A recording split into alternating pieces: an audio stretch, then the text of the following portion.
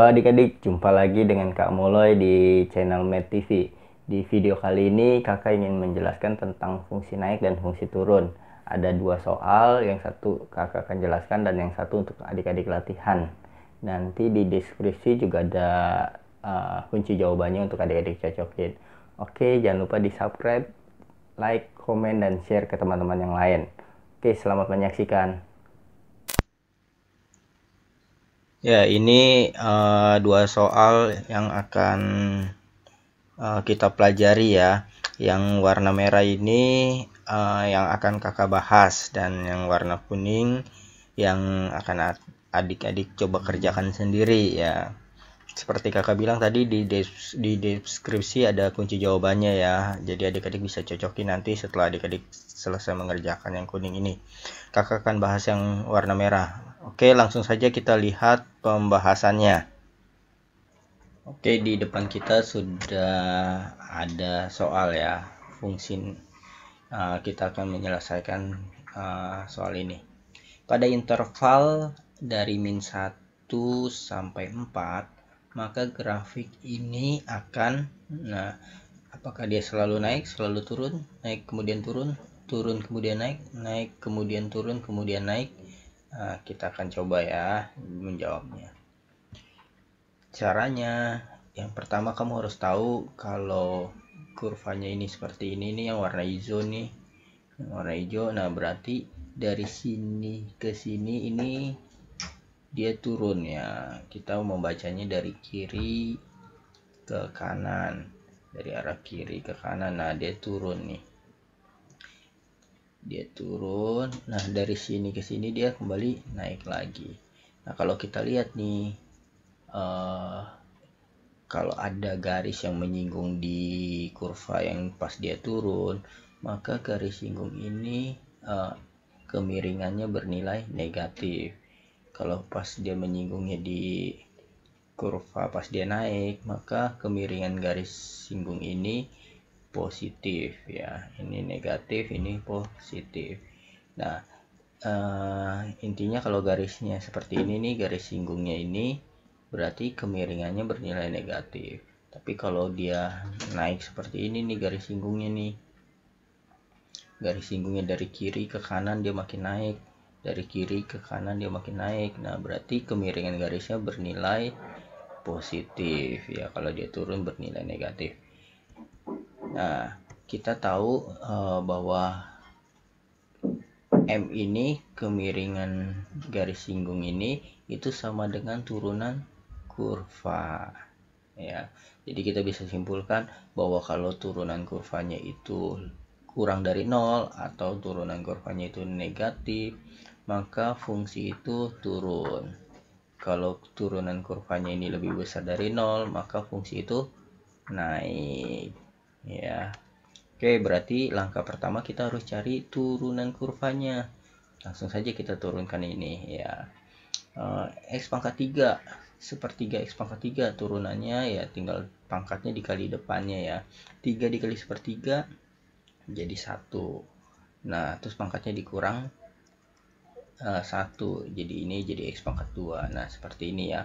X pangkat 2 min 2 kali min 1 min 2, X pangkatnya dikurang 1. Lalu min 3X turunannya min 3, dan plus 1 turunannya 0. Nah, inilah turunan kurvanya. Kemudian setelah kita mendapat turunan kurvanya, langkah berikutnya adalah kita coba mencari interval turun ya. Interval turunnya ini berarti f aksennya ini kurang dari 0. Langsung saja turunannya ini kurang dari 0, kita faktorkan. X kuadrat min 2x min 3 kita faktorkan seperti ini. Kalau adik-adik belum mengerti cara memfaktorkan bentuk kuadrat seperti ini, adik-adik bisa lihat link video kakak di atas ini. Ini membahas tentang cara memfaktorkan. Oke. Nah, berarti x min 3 pembuat nolnya ini, x min 3 sama dengan 0 berarti x nya 3. X plus 1 sama dengan 0 berarti x nya min 1. Kemudian yang kita dapat ini kita buat ke dalam garis bilangan.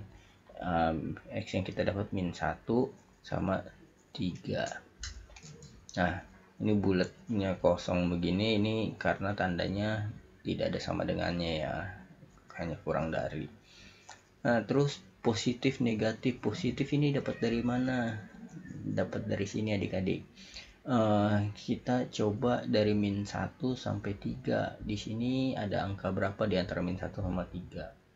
Di sini lebih gampang, ada angka 2, ada angka 1, ada angka 0 ya. Kita coba masukkan angka 0, masukkannya ke turunannya. Ya, 0 coba. 0 kuadrat dikurang 2 kali 0. Nah, ini 0 ya. 0 kuadrat 0 dikurang 0, 0. Dikurang 3, hasilnya minus 3. Maka hasilnya negatif, berarti di antara min 1 sampai 3 ini bernilai negatif. Adik-adik bisa cobain angka 1, karena angka 1 di antara min 1 sampai 3. Boleh cobain angka 2 ya. Hasilnya pasti bernilai negatif nih di sini. Nah, biasanya kalau bentuk kuadrat seperti ini selang-seling. Kalau kita udah dapat satu positif, berarti ya, sebelahnya positif negatif positif. Tapi boleh adik-adik coba ya, di sebelah sini ada angka, di sebelah kanan angka 3 ini ada angka 4. Coba masukkan ke sini. 4 kuadrat 16. 16 dikurang 2 kali 4, 8 ya. 16 dikurang 8, 8. 8 dikurang 3, 5. Nah, 5 itu positif. Berarti di sini positif. Nah, seperti itu. Tujuannya apa kita buat seperti ini? Ya, supaya kita tahu di mana dia turun, di mana dia naik. Nah, untuk interval turun di sini kan turunannya itu kurang dari 0. Berarti kalau kurang dari 0, kita ambil yang negatif. Karena negatif itu kurang dari 0. Nah, berarti dia turun di antara min 1 sampai 3. Nah, ini interval turunnya. Terus kita perlu buat interval naiknya gak? Nah, interval naiknya gampang. Kalau turunnya dari sini sampai sini, ya pasti naiknya di sini sama di sini yang positif. Naiknya turunannya lebih besar dari 0 ya, lebih dari 0. Maka kalau lebih dari 0 positif. Maka interval naiknya X-nya kurang dari min 1 dan atau X-nya lebih dari 3. Terus tapi bukan yang ditanya, bukan interval turun, bukan interval naik. Kalau ditanya interval turun, jawabannya ini. Kalau ditanya interval naik, jawabannya ini.